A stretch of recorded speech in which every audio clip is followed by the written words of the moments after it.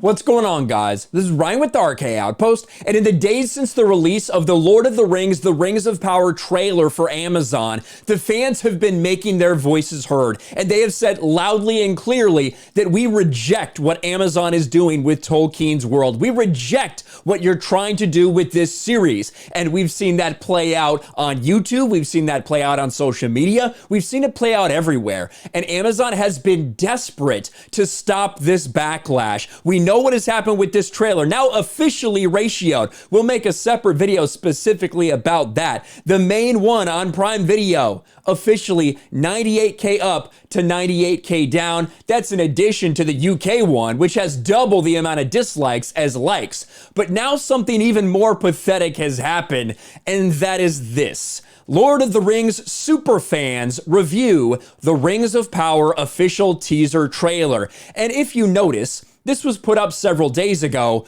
but is now unlisted, because that is how much Amazon is actually paying attention to this. This is how much they're trying to protect themselves from all of this backlash as much as they can. They have the OneRing.net running cover. They have the mainstream Shill media running cover. And now they're hiding their own content that they put up. We've seen this with Disney and Lucasfilm with the Galactic Star Cruiser Hotel when they took down their own video, just like they unlisted this once they received some backlash. As you can see, 87 likes to 1.2 thousand dislikes, nearly 8,000 views on this unlisted video. And the reason is the people that they have described as super fans, and I'll pull up this thumbnail right here. There you have the round table. Keep in mind, this is for Amazon Prime UK. These are your Tolkien super fans and the round table that they had for this. And I have several points that we're going to go through here. And I want you to listen to what the things they're talking about and tell me if you think these people are just Lord of the Rings superfans, Tolkien superfans, because it sounds like to me, the only thing that they're interested in talking about is diversity and representation. Those are the fans that Amazon's aiming for, but unfortunately, I don't think they quite stack up to the number of people who love Lord of the Rings, who love J.R.R. Tolkien and the world that he created. But let's start from the beginning. You get a little preview of what this is gonna be about. Here we go. Every time I was like, okay, take a breath, something new would happen, and it was It's Middle Earth, there's never peace, right? If, like, Sauron is hot, I feel like people will be like, I can fix him. Yes, you heard that right. If Sauron is hot, there you go. Middle Earth had like a club. Yo, this tune is banging! Awestruck, mystified, and starstruck. Wow. That's your preview for the Lord of the Rings superfans, and I think you can already tell maybe why this has been ratioed. I haven't even disliked it yet, but I will do so now.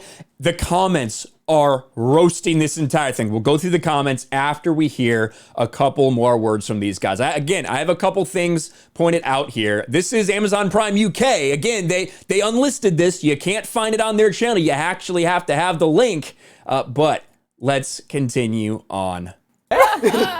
Joe, what about you? Oh, I would say like expansive, because Yeah. we're getting this like whole new look into the second age on screen, and it's gonna be so amazing. I also want to say representative, because we're getting like more diversity within this series. Like we're seeing our first black elf, we're seeing the first female dwarf, and I'm very looking forward to like looking at that. And then I guess like intriguing, because obviously this period of history within the Middle Earth is very rife with notions of the plot of like The Hobbit and The Lord of the Rings, and seeing how the Rings of Power are being forged. Definitely more than 3.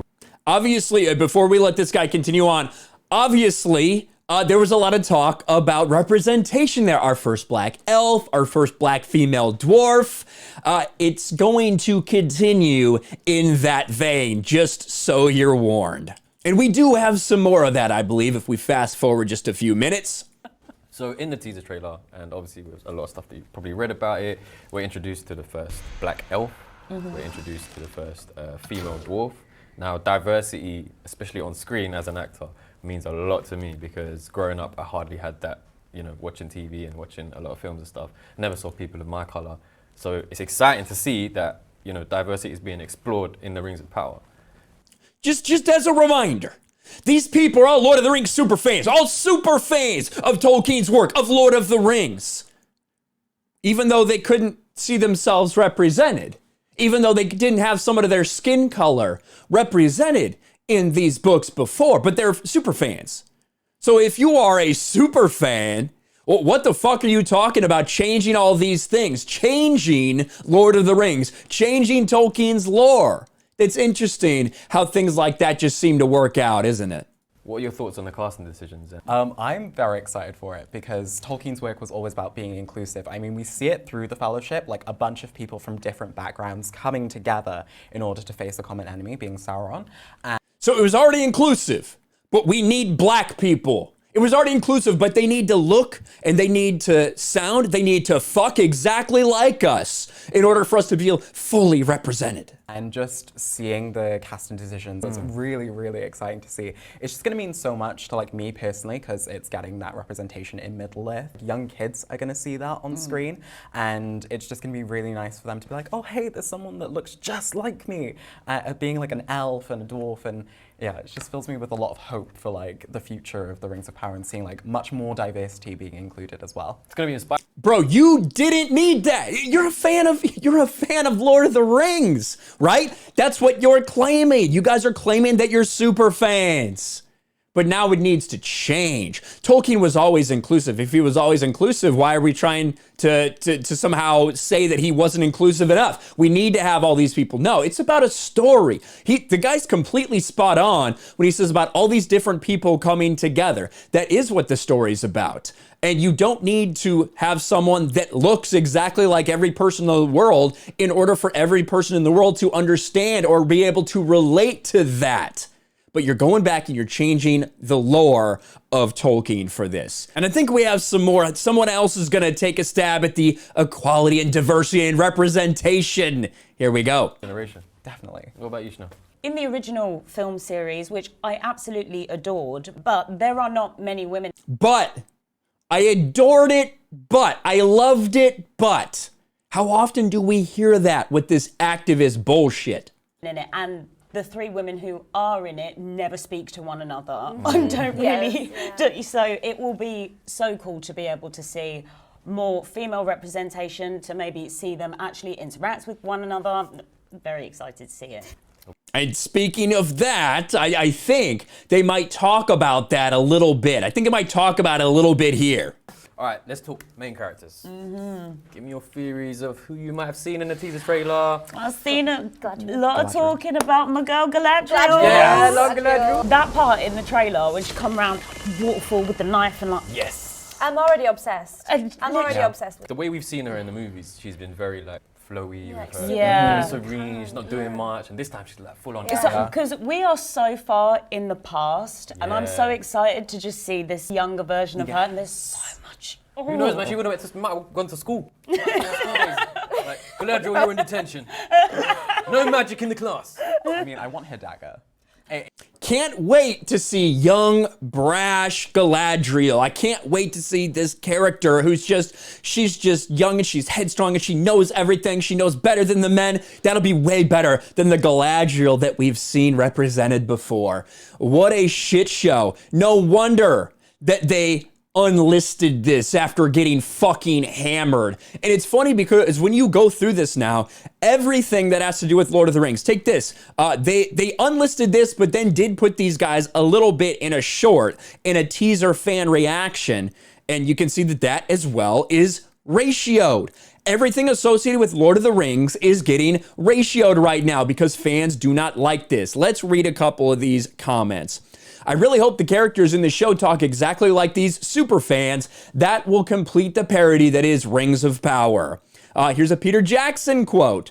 We made a promise to ourselves at the beginning of the process. We weren't going to put any of our own politics, our own message, our own themes into these movies. What we were trying to do was analyze what was important to Tolkien and try to honor that. In a way, we're trying to make these films for him, not for ourselves. It's kind of changed in 20 years, hasn't it? I did not expect this at all. This is them taking a stance and naming the video Superfans as if to mock the idea of a Tolkien reader. And now this comment is contrasting what the executive producer is saying now compared to what Peter Jackson said back then, the quote I just read. This is what Lindsay Weber says. It felt only natural to us. An adaptation of Tolkien's work would reflect the world and what it actually looks like. Difference of approaches there. It's sad how little respect they have for Tolkien and art in general when their top priority is slapping insane diversity and equity ideas everywhere, even if it means ruining well-written and beloved characters like Galadriel. George W. says, I cannot believe these are the people you chose to represent Lord of the Rings superfans, even the host. This entire stunt is extremely disrespectful to Tolkien and the fan base. Amazon is hurting right now. Of course, not in terms of money. We understand that they have more money than we could possibly imagine. But in terms of the PR, in terms of reaction to this show that doesn't even release till September, this is massive problems for them. They're doing all the damage control they can with all their different outlets, including unlisting something like this that got this amount of backlash. They are hiding from the criticism. They're hiding the videos that they made to promote this. They thought this would go over well. But Tolkien fans rejected it. You know, I have no idea what the people in this video that appear in this video with these guys, you know, what were they doing before this, how they ended up here, getting a teaser before anybody else, special access. I don't know. And I don't want anybody to like find these people out and like harass them or whatever. Their opinions are their opinions. I'm criticizing Amazon and the fact that this is how you decided to represent Tolkien super fans, and this is the reaction that the majority of the fan base has had against you. Let me know your thoughts about all this in the comments below. Smash a like button, subscribe to the channel, ring the bell for notifications, share this video out there, and I'll talk to you later. Thanks for watching, everyone, and a huge shout out to my patrons. I appreciate you guys so much. Want to follow me on Twitter or Instagram? Check out the description below. You'll find links to my P.O. box and my Patreon as well. And I'll talk to you guys later.